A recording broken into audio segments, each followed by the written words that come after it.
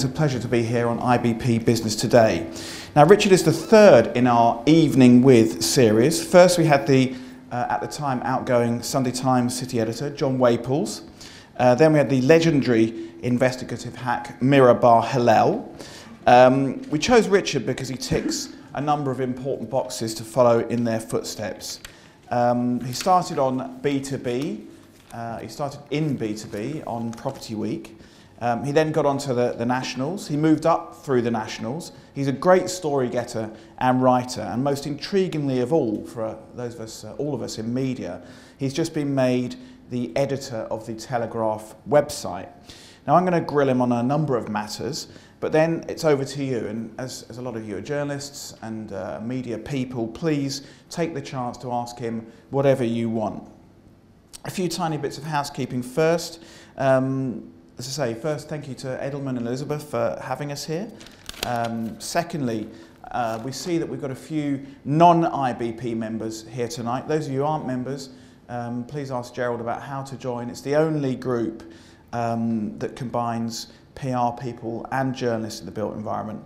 And third, a plug for an event we've got on Monday night with the developers Welbeck Land on what's called strategic land. And it's a big, big subject. Where and how are we going to live in future? So about as big as it gets. So Richard, back to you. Tell us how where did it all begin? So starting at school, did you want to be a journalist? I didn't want to be a journalist at school. I decided I wanted to be a journalist at university, but really by accident in that I was at Leeds Polytechnic, which in those days had a paper jointly with the university, and I decided the sports coverage wasn't very good, and I went and told the editor that it wasn't very good, in a rather more forthright way. So he said, well, why don't you come and improve it? So I started off by writing about sport at university and quickly started writing about news. And breaking into Leeds student, because one or two of you here, I know Lydia, a colleague of mine, we both went to Leeds, and I found it incredibly arty and sort of up itself student newspaper. So much so I kind of spent most of my time, well, I did one thing for them, then jacked it in and went to the pub. Well, but how did you break in? Did you find it breaking into that sort of Jay Rayner scene as it was? Well, it's kind of a little bit. I was a couple of years after Jay Rayner, so I started by writing a horse racing column called Dick's Tips. And it had the pen name, The Terrible Tipster, and it lived up to that pen name, let me tell you. So you thought you'd do something different? I thought I'd do something different, and I was interested in sport, and it was basically a bit of fun, and very quickly I sort of got into writing news stories. It was dominated by university students, despite the fact it was a joint paper.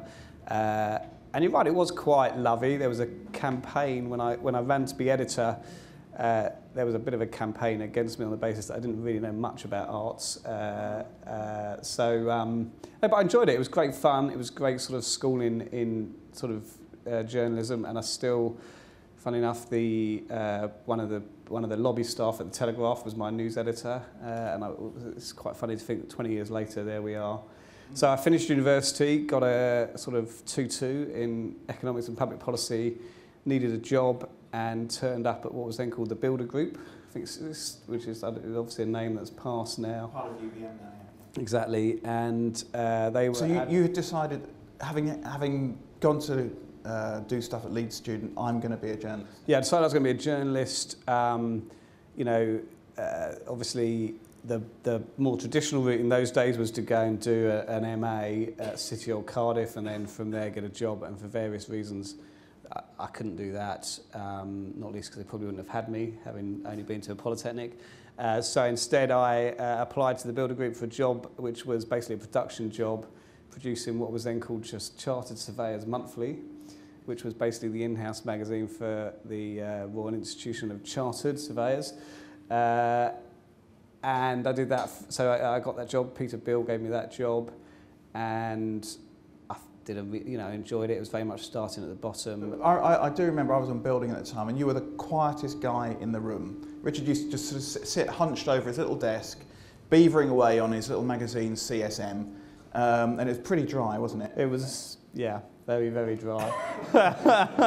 And what did you think of journalism at that stage? Well, to me, it was just a way in, and it was just it was a job, which, that was the main thing, and it was a job in journalism. It probably wasn't what I wanted to be doing. I applied for a job on building, and Peter Bill turned me down, and then like the Beatles moment. But fortunately, Penny Guest was then editor of Property Week, and I applied for a job on Property Week, and she gave me a job. So that was interesting. Why do you think Penny gave you a job and not Peter? You'd have to ask him. You'd have to ask him. But it's like it's one of those sort of Decca and the Beatles moments, isn't it? But it was good. It was really good. It was great because building was building and Property Week at the time, but building was definitely the premier title in the group, and sitting there. I do think one of the great things about journalism, you can kind of pick it up by osmosis and sort of sitting in. And I still look back.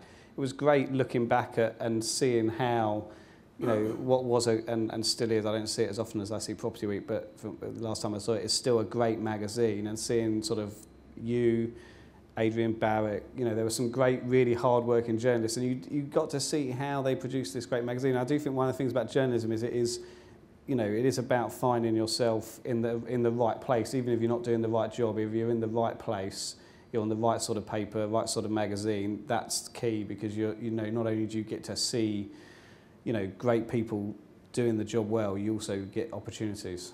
Okay, so you were at Property Week in the late 90s, right? Yeah. And what do you remember of the property market at the time and magazine? I covered the M4 corridor badly. I remember MIPIM fondly. You went to MIPIM? I did went to MIPIM. That was later. I was on Sunday Business. I went to MIPIM. I covered the West End for a very brief period. I should have stayed at Property Week for longer.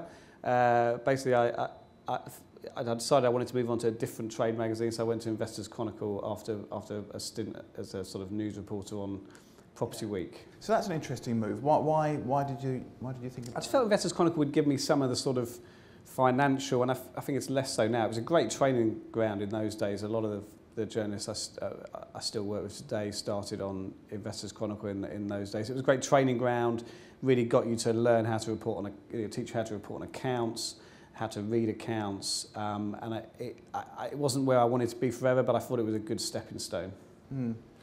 Okay, so then the big moment, the holy grail for a lot of people, onto the papers. So how did that come about? Well, that was actually, I've got John Waples to thank for that in a strange way, in that Sunday Business had launched as a paper, and so just tell everyone what Sunday Business. Yeah, Sunday Business. Well, yeah, sorry, because most people. Sunday Business was a paper that had two sort of reincarnations. It was launched first time and basically took some really great trade journalists, B2B journalists, and produced a Sunday business paper focused on business. And it was Tom Ruberthon, I think, from memory. It lasted probably about 9 months, and then it collapsed. And the Barclay family then recruited a guy called Jeff Randall, who is now at Sky, to relaunch it, to launch this Sunday, the Sunday Business, which was going to be a business paper. It was printed on pink paper. And Jeff, who had worked at the Sunday Times, had lined up John Waples to be their property guy. And at the last moment, John pulled out and stayed at the Sunday Times, I'm sure with some fantastic pay rise to do so. Playing the game. Yeah. And that left Jeff Randall without a property reporter. And somebody kindly put my name forward. And I probably wasn't particularly well qualified, but I went to see Jeff, and he asked me how I got into journalism, and I told him the story about writing this racing column, and at that point the interview kind of stopped, and I thought maybe I made a huge faux pas.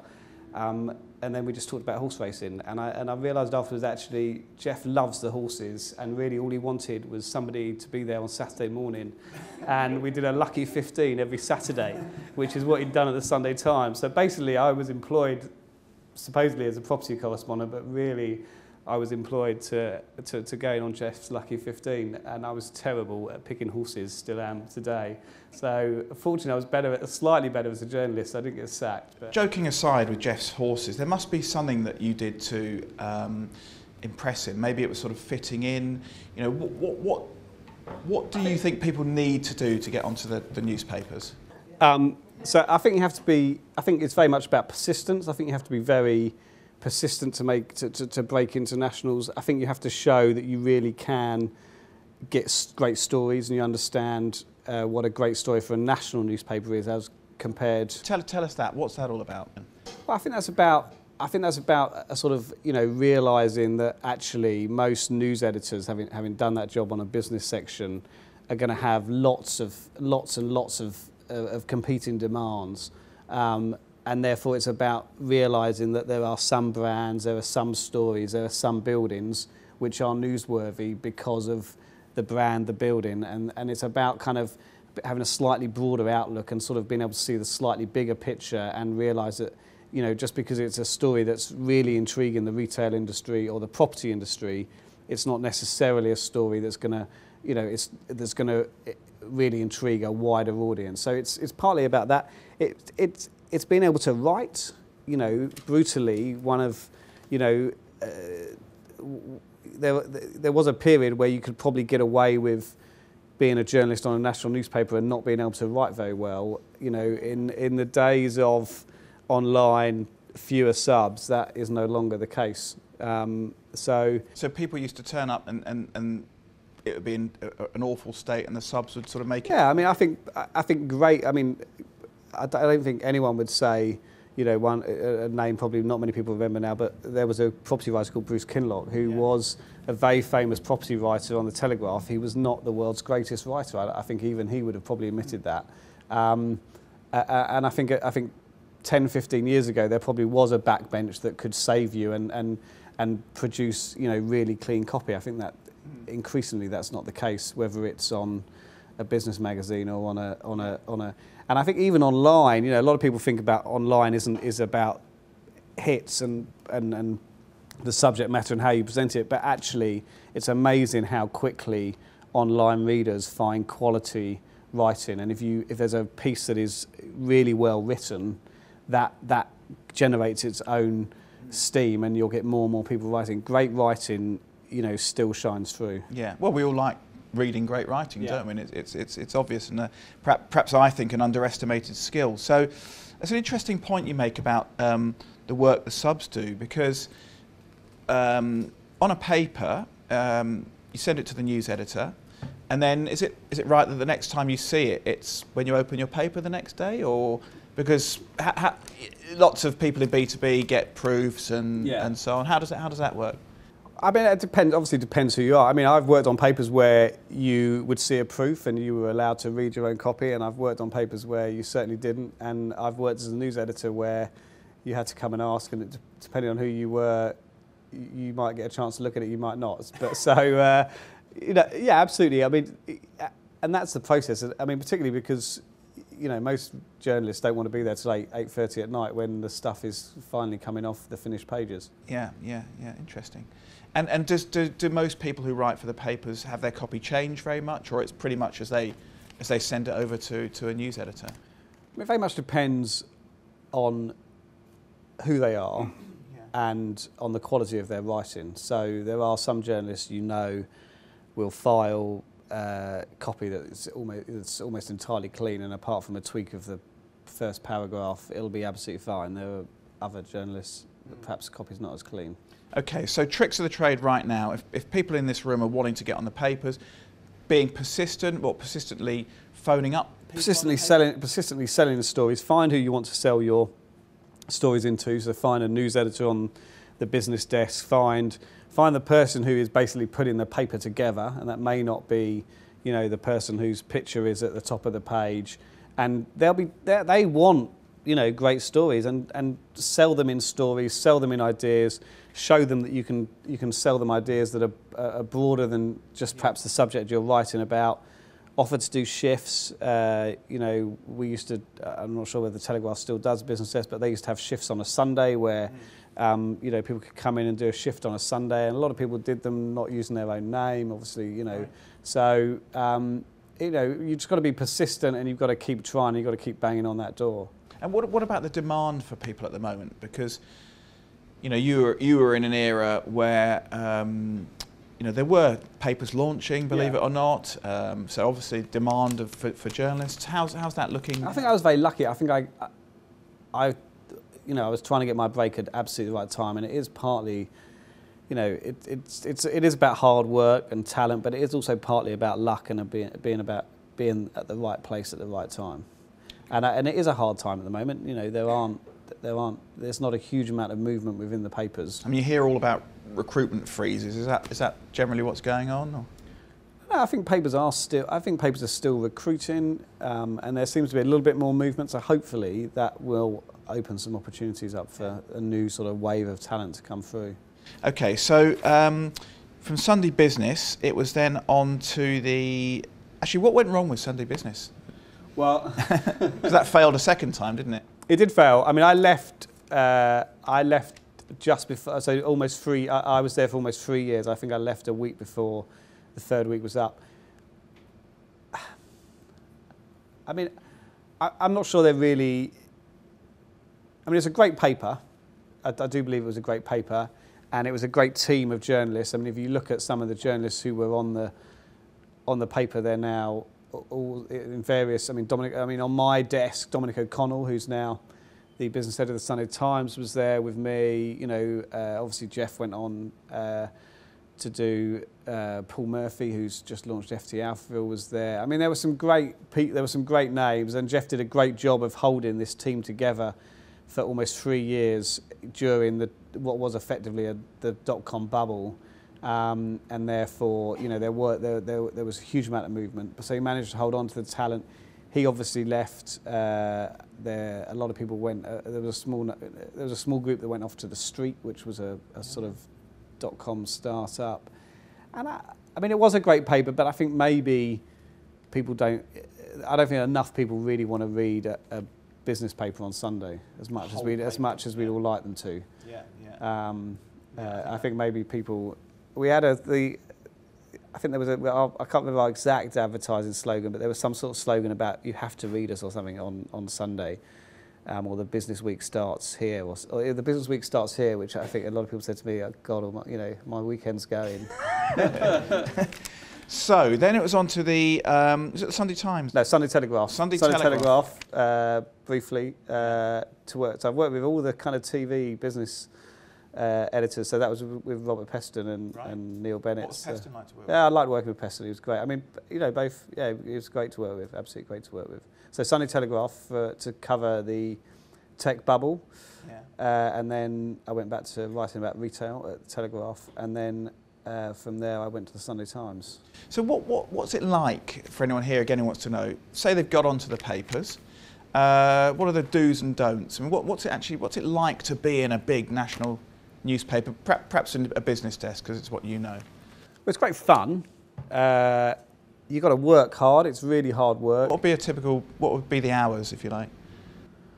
Well, the hours now. So I mean, there's less Sunday. There are less pure Sunday newspapers. The hours now. I mean, the journalist on the Telegraph will probably start about 9 o'clock. I mean, those people working on the desk start a lot earlier, but they probably start about 9 o'clock. So on the desk, what's that then? Well, so if you've got the desk, which are kind of, will be the news editor, the editor of the section. These days will include the online editor, probably, the chief sub. So they're the people who are putting the paper together.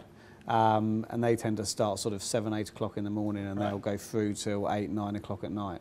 So, but the reporters, start a lot earlier than they used to. So they normally start about 9 o'clock. And they're probably still there sort of 7, 8 o'clock at night. So, and it's very competitive. You're not only competing with your, people, other journalists covering the sectors you're covering for other newspapers. You're competing to get space in the paper. Does it get quite bitchy?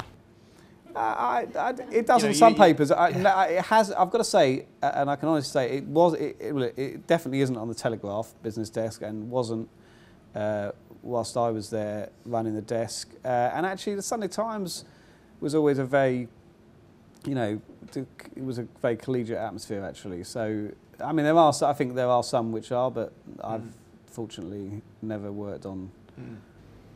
It's all the legendary sort of manic news editors and things, aren't there? So perhaps you were the manic news editor and you were just on the right side of it. So it's hard, it's good fun. What's a real high then? Well, I mean, the real high is getting a great scoop. So, and you can still look back at those scoops. And there's nothing like having a fantastic story on the front page of the paper. I mean, I can still, I can still remember, and I still love, I had a story just before I sort of really switched over to editing, a story about Mike Ashley settling a legal bill with a game of spoof after the float. That was a fantastic story, and I loved that story. I remember. It was about 50,000 or 500,000. I think it was 200,000 or something like that. £200,000. It was £200,000 bill. So I love it. You can think back at those stories, and you still get buzz thinking back at them now, which perhaps makes me a bit sad. I can still remember some of my stories on the Sunday Times. So you do. I think that to me is that's the buzz. Is what would be a real low then? When is it? Well, real low. I think Sunday journalism, and there's obviously papers are more and more integrated in 7 days, but Sunday journalism, which I did for a long time, both on the Sunday Times and Sunday Telegraph, you're working all week towards one paper. There was nothing, and when I worked on the Sunday Times business section, we had this awful deadline where, because of the capacity of the print plant, basically the edition went at sort of 4 a.m. on Friday night / Saturday morning.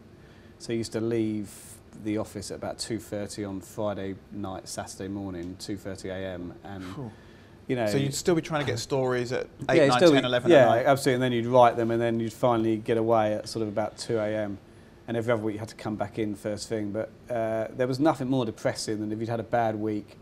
And you could have a bad week, so your stories had fallen down, turned out they weren't true, they were in the Saturday or Friday papers. There was nothing more depressing than driving home after a week with at 3 in the morning with nothing in the paper. That was and I did that a few times. That was a real low, and I miss it on a Sunday. If you missed a story, new finance director of Boots quitting or something like that. What about if you're on the Sunday Times and you open the Sunday Telegraph and it's a huge retail story? That was a low, and then you kind of had. You'd then have 2 days of weekend as such to sort of stew on it before you went back in the office. Your weekend would be Monday, would it? Your weekend was Sunday and Monday. Right. Then back in the office on Tuesday. And, if you'd missed the big story, everyone knew that when you're sitting around on the Tuesday morning meeting coming up with ideas. So there was no, I mean, that I loved that, being a Sunday reporter, once a week hit. Getting off diary scoops is absolutely fantastic, but boy was it hard work. I don't think I could do it now. Okay, well, in a funny way that leads us really... It's very similar, to be fair, to where I stuck B2B journalism. It's very... and I think that's why a lot of B2B people get onto the papers, because they can do the off diary. But it does lead us intriguingly into your current role, because it's all sort of up in the air now. So just tell us what's been happening to you the last few months then. So I now edit the website, which is great fun. So this was about 3 or 4 months ago? No, it's actually about 5 or 6 now, surprisingly. Feels like much longer. Yeah. So basically... so you've done about 10 years as a reporter and a news editor, I think? Yeah, I did kind of... I probably did about 3 or 4 years, 3 years basically running the desk at the Telegraph. And then now basically... running the Telegraph website. So, basically... So this is not just the business, this is the whole website? It's the whole website. So basically there are obviously lots of... In the same way as the newspaper works, there are lots of different departments that feed in to, feed into the website, and there are online teams working for those sections, and we basically pull the best of that together and make sure we make it look fantastic online, and make sure that we're doing the right stuff online. I mean, what newspapers have done brilliantly is so far is basically found a great way to deliver our content that we produce for the paper to our readers. And what we're doing increasingly the challenge is about how we produce journalism for the internet. So journalism that's specifically is designed for online readers. So what form does that take then, do you think?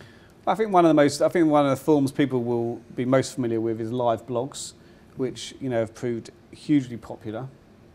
So we can now have probably 4 or 5 live blogs running on our site on a particularly busy time. So this would be on the budget or a football match? So a football match. So the live blog will be underway now for Man City, Real Madrid, and that Derby Charlton. Probably not. No, unfortunately. And that will be one of the best read pieces, right? And that basically is a kind of a running commentary, right, of the game, and it's a bit of interaction with the readers, and it's a bit of humour, and it's a sort of mix of. Who writes that? Is that a reporter or is it? Yeah, so there's a reporter they tend to be written from the office, right. So somebody watching the TV, and then there'll be the journalists, at the ground will be feeding stuff in, and people will be emailing stuff in, and they're pulling stuff off Twitter. So they're incredibly popular. One of our best read. We've run the Debt Crisis live blog for. I should be able to tell you how many days, but sort of 300. I think we're on day 338 or something. But we've been running that for over, for a very long time. So that's what's happening in the Eurozone, you mean? Yeah, that basically takes in the markets, the Eurozone, and people get into the habit of read. So some people read it. It's not like a football match where it's going on. It's something that could go quiet for 8 hours and then someone adds something to it or something. No, it tends to. You'll be adding stuff to it every sort of 5 or 10 minutes. So there'll be a market update, or this economist speaking, or so-and-so's on Bloomberg. They're saying this. There's a speech by Merkel. So they've proved really, really popular. Web chats. We're doing more and more web chats. Yeah. So we did a web chat. One of our football writers did a web chat this afternoon previewing tonight's game. That's the Man City game, not the Charlton game. So it's about developing, new ways to bring that fantastic journalism that the Telegraph's known to a wider audience. And what about video? How important is that, do you think? Yeah, video is really important. We do a lot of video online, so we embed a lot of video. People expect to see moving pictures, particularly with a story that's about a movie. And it's amazing how quickly videos become viral now. People, desperate to see. So what if there's a sort of, hairy old reporter who's a brilliant writer and does all the things you want, and then you say to him, can you go make a video? And he thinks, oh my God, I'm not, this isn't for me. Or does that not happen? Or? Well, it doesn't. There are journalists out there who would be delighted to take video, and some of them do. But on the whole, the video we take tends to be from ITV or AP, and we have feeds. So, but we don't want to force, our star writers who are star writers to become, to suddenly start videoing the football match they're writing about. Henry Winter's not going to start holding an iPhone up as he's scribbling away. But does he appear on your screen, Henry, at all? Because he's quite good on the telly, isn't he? Yeah, so he will.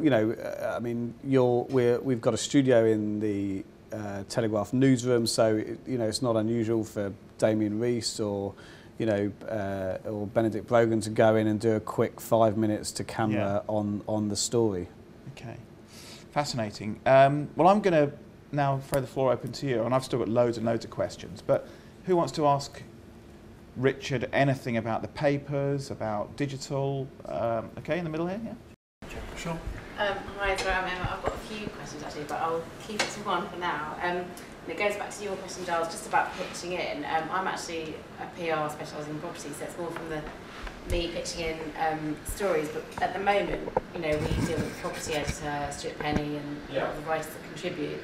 And I think from the property side, it kind of seems to be that the stories that are in the hard paper then go online, but actually they sometimes appear before. So I suppose it's just about the pitching inside. At the moment, we deal with the section editor and the people that contribute, but is there going to become a time where we need to start pitching into the online editors? Well, no, because the whole idea is that Stuart is a good example. There's someone who runs the online bit and runs the Saturday section. So, no, that's exactly how. But his job is to run both of those.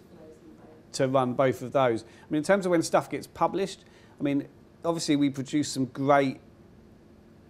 I was going to say content, but I hate that word. But we produce some great journalism at the weekend. Not many people, perhaps not surprisingly, want to surf the web at the weekend. You can see that from our numbers. So therefore, increasingly, we're taking, you know, a lot of the stuff that we produce for the Saturday paper and the Sunday paper, and we're either holding it back and publishing it, you know, the following days during the week, or publishing it before.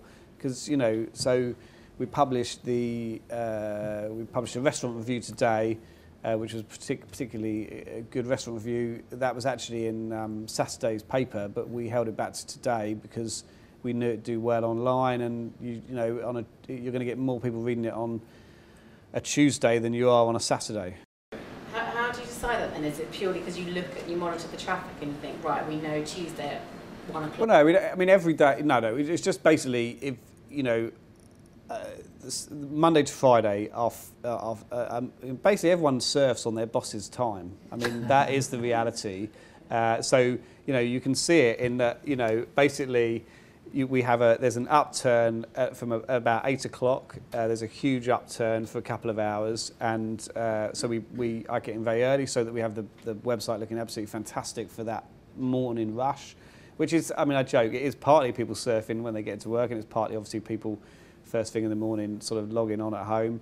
And then there's a huge peak at lunchtime when, again, I think we're all sort of sitting at our desks eating our sandwiches, and we want to, you know, we want to read about whether it's tomorrow's football or whatever. So, you know, so basically it's not about this time. I mean, there are certain times when it's better to publish stuff, and, you know, we do that in terms of, you know, if you want to catch Google News at the right moment, there are some good times to publish, but really there's no point publishing a great profile interview at 7 o'clock on a Saturday morning, because no one's logging in to read an interview with John Bishop on a Saturday morning. They're going to do the shopping at Sainsbury's. Okay. Sherry? How much does the online reflect the paper? I think, well, obviously we have. Do you want to show everyone at all? Or? Well, I mean, it's. I can show you. Yeah, I mean, I think I can't. But I mean, the paper reflects the values of the paper. So we have a, you know, we're not about to, you know, we have a very similar outlook and values. So, you know, we're not going to start calling the Duchess of Cambridge Kate Middleton on the website, you know, as in the paper. So we share the same sort of values, the same quality of writing. Obviously, we have a much broader audience online, but if you look at Mail Online and the Daily Mail, they don't have very much in common. If you look at telegraph.co.uk, the Daily Telegraph or the Sunday Telegraph, I hope you'd be able to realise, you'd feel they were the... Carried the same stories, or do you have different... Well, we produce. There's working. Shall I go? Don't worry. There's much. Well, we produce much more content online than in the paper. But everything that, well, the vast majority of the content that appears in the paper appears online, and then obviously we do. We produce a lot more. You know, there are other stories that appear online that don't appear in the paper. But we're not about to start doing, you know, stuff we. You know, we wouldn't do something online that didn't fit with the kind of overall brand.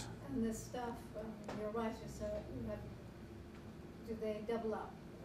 Yeah, I mean, there are some, you know, it's, yeah, effectively, yeah.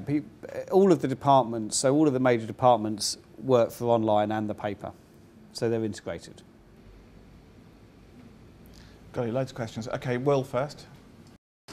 Hi, Will Hurst from Building. Thanks for the nice mention. I was just going to ask whether you think that the traditional distinction between the Sundays and the dailies in terms of the kind of journalism you're likely to do will still apply in the internet age, because I've got friends on nationals and they have told me in the past, oh, you know, if you want to do journalism, then go to a daily. Maybe this is coming from a Sunday reporter, because you have to produce a lot more, it's much quicker, you don't get time to work on the investigative stuff. So I just really wondered if you think that sort of distinction still applies. I mean, I think Sunday journalism is still alive and well. I think it is very different. I think it's very different to perhaps the Sunday. You know, when I was a Sunday journalist 5 years ago, I think that's partly that is partly the age we're in. So scoops, just don't. There are just the scoops don't hang around. They don't stay scoops very long. When I was a Sunday journalist, you'd have a scoop, and then it wouldn't be followed until lunchtime when someone from Reuters, working at Reuters on a Sunday, finally got around to doing a follow and ringing up and finding out whether it was true. These days, Twitter's decided by 9 o'clock whether that story in the Sunday Times is genuine or not. So that has changed. I think the whole process has changed. I mean,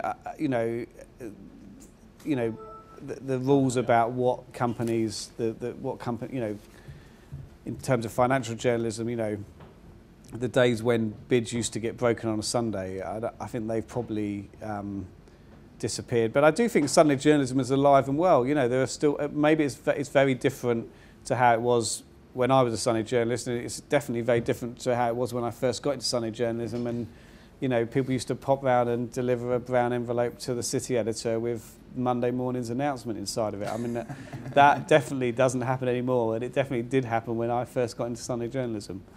Presumably, if you're good enough, you can do investigative stuff on a daily. Yeah, the Daily Telegraph has a fine record of doing some great investigative journalism. Okay, Nick. Yeah, Nick from Property Week. How much pressure on you is there to sort of prove the kind of monetisable aspect of the website? Telegraph's in a good position in that we are, one of the few profitable media. We actually make money, which most of our rivals don't.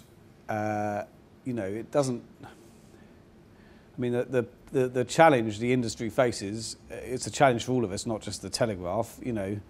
It's there for everybody to see.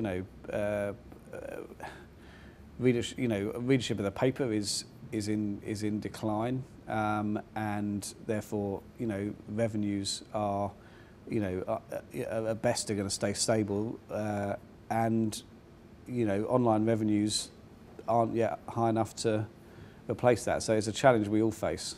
I think the other thing is it's all a bit confused by a recession as well. So you've got the perfect storm of the internet arriving plus hard times.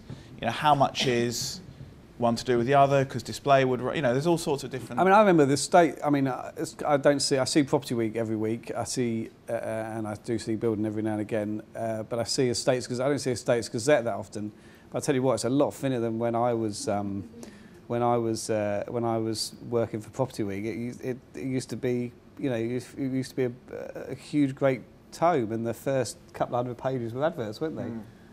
So it's a pity, isn't it? It has. I think it's changed for everybody actually. I was also just wondering, kind of, how easy is it for you as an editor to kind of go on sort of flights of fancy, if you like, kind of, and do something that's more a kind of set piece that wouldn't necessarily drive loads of traffic, but might look quite good on the homepage. It's not all about traffic. We don't sit there. We are interested in the numbers, obviously. But we don't sit there with the numbers. And actually, it's about great journalism and producing, and bringing some of the great journalism we do to to the widest possible audience. We don't sit there and there isn't some calculation about, a piece of wire copy can get this many hits and a great read that took somebody 3 days gets that many. I mean, that isn't the sort of calculation we're into. Okay, the other Nick. I was just wondering, back in your Sundays times, at what stage did it become too late to stack up a story? So, did you get to end of Friday and you thought, no one's going to pick up the mobile on Saturday, this is game over, or was it? Well, when the Sunday Times had a Friday night deadline when I was there, so that the decision was made for you on the Sunday Times. Sunday Telegraph, no, we used to ring up Saturday afternoon. That was a great thing. A lot of people I worked with had worked in Sunday journalism before the days of mobile phones, and they used to sort of ring people at home, and ask them at 3 o'clock in the afternoon whether they were doing this deal. No, we used to ring, quite late on a Saturday, Saturday afternoon. Okay, Ian? Ian Purvis. Richard, what's your Twitter strategy? My personal Twitter... Tell me about Millwall. Our Twitter strategy, it's amazing. Huge amounts of traffic can come from Twitter and Facebook, particularly from US readers. So, we try to promote the Telegraph as much as possible on Twitter. I mean, I have to say, most journalists including myself, become quite obsessive about how many people follow them. So actually, most journalists do the hard work for us, and they promote their own stuff. But there's a great way of driving traffic, great way of getting out to an audience you possibly wouldn't get to otherwise. My own personal Twitter strategy is to try not to get into too many arguments on Twitter, and get ever-increasing numbers of followers for my ego. Do you break news on Twitter? Do you use Well, Twitter? Mark Kleiman's interesting, isn't he? Yeah, see, Mark's quite clever. I mean, Do you want to tell everyone who Mark Kleiman is? Yeah, Mark Kleiman's the business editor of Sky, who I worked with at Sunday Times and the Telegraph, and he uses Twitter to say, I've got a story, I'm going to be putting it up in a few minutes, and we try and do the same thing. I don't think it's about being first. It really is a great way to drive traffic because it creates an interest, and people start sharing that. So people who would be interested, start following to check back when the story goes up. So actually putting out a sort of teaser, then the article works really well. It's about engagement as well, isn't it? It's not just I think so, about but self-promotion. It's not just about this is what I've done. Read it. It's about connecting. I think it's about a conversation. Absolutely. I think some people are better at engaging in that conversation than others. Yeah. Okay, who's got another one? Simon.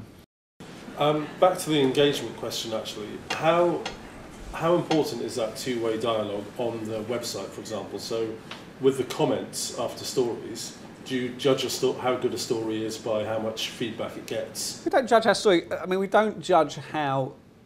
We don't judge how good a story is. We're very interested in them. So we have a conference twice a day where we go through what we've done on the website with the editor, and I start by giving a little sort of preamble of, this is what we've done this morning. We started with this top, and then we moved to this, and this is doing well.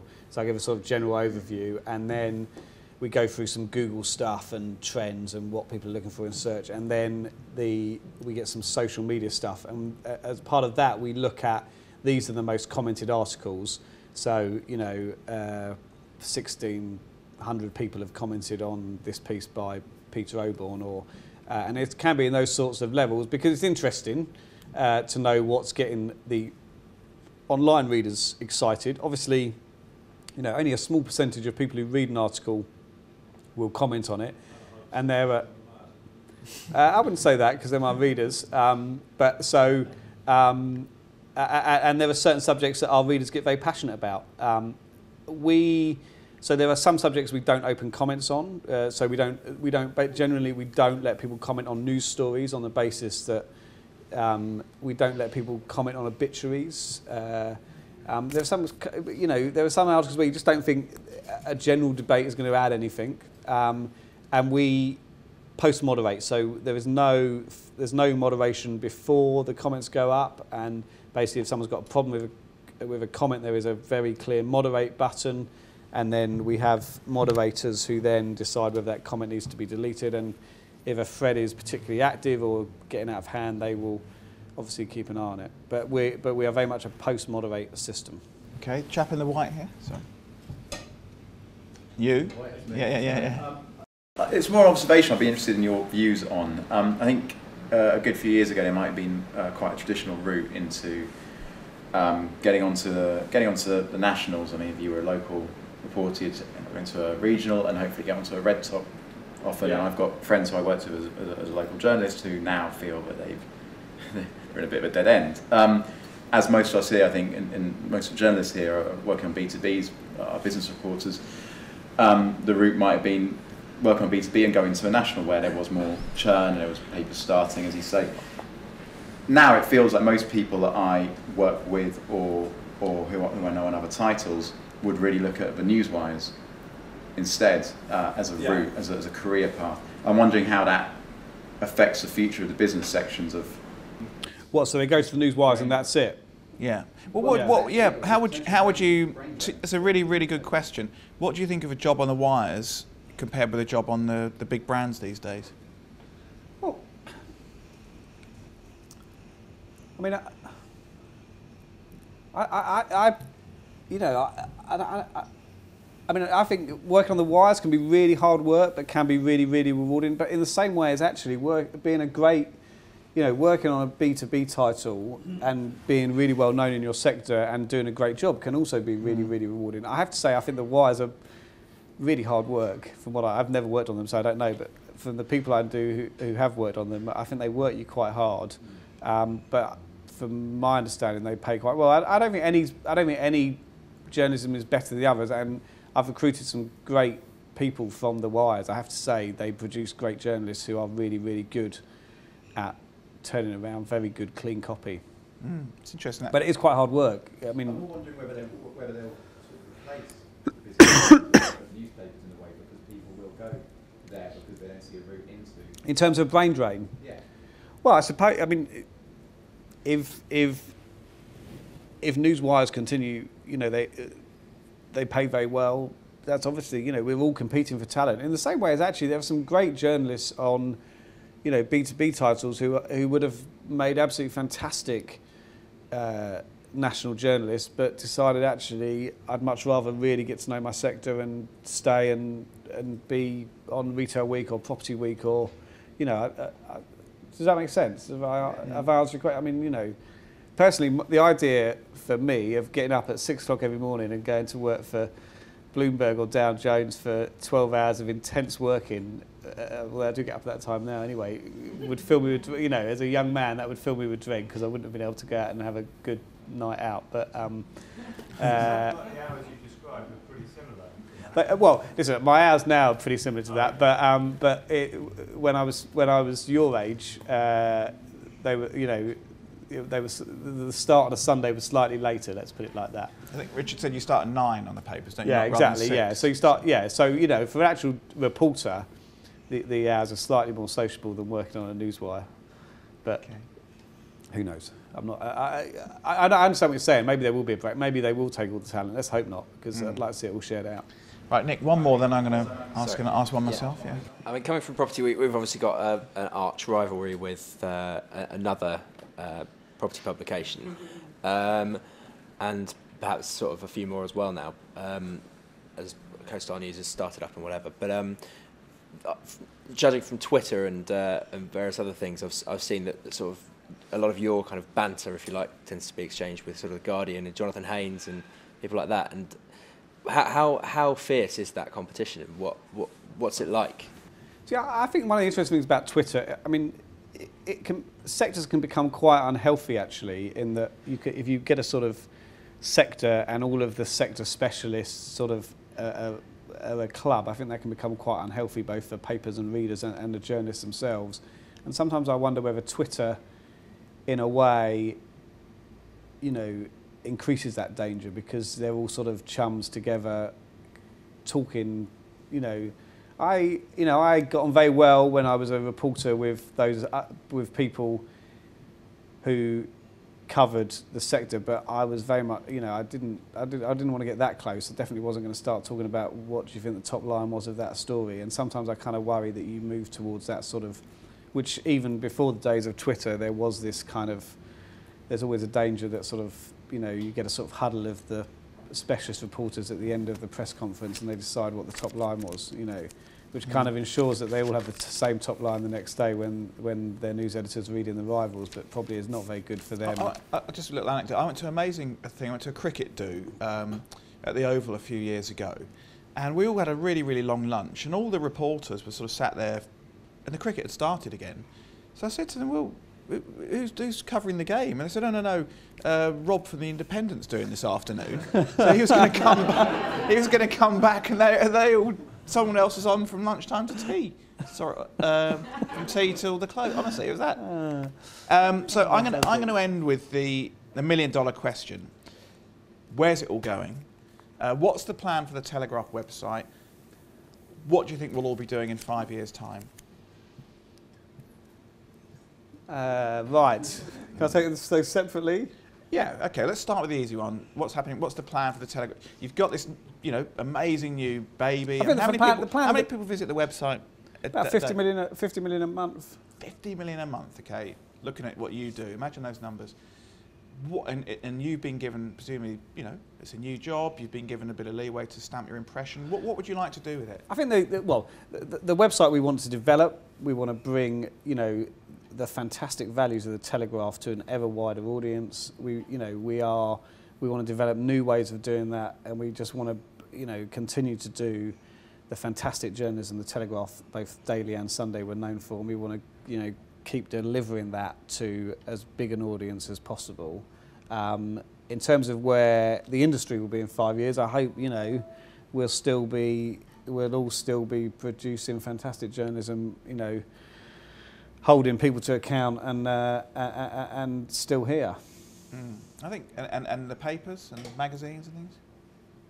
As you say, it's very difficult. We're in the middle of, you know, the deepest recession since, well, you can argue about whether it's 1920 something or 1940. You know, we are in the midst of a huge recession, so it's very difficult to tell how much of the downturn in revenues is about, you know, the recession and how much is about structural change. Business models are changing and there are huge challenges, but you know, I think anyone who sits on a train in the morning realises people still like reading news, whether that's a paper they've bought, a paper that was free, or on their iPad or Kindle. And so I think same for magazines. My kids are 14 and 11. Rush to the shops to get Heat or whatever, or 442, and there's definitely something different about it. So all things to all men. Right, I thought that's fantastic. We've rattled through an hour. Plenty more food and drink. I think Richard's been so open and a great sort of example really of what people can do, going from, you know, B2B onto the very upper reaches of the papers, and not only that, their digital future. So let's give him a big round of applause. Excellent. Well done. Good.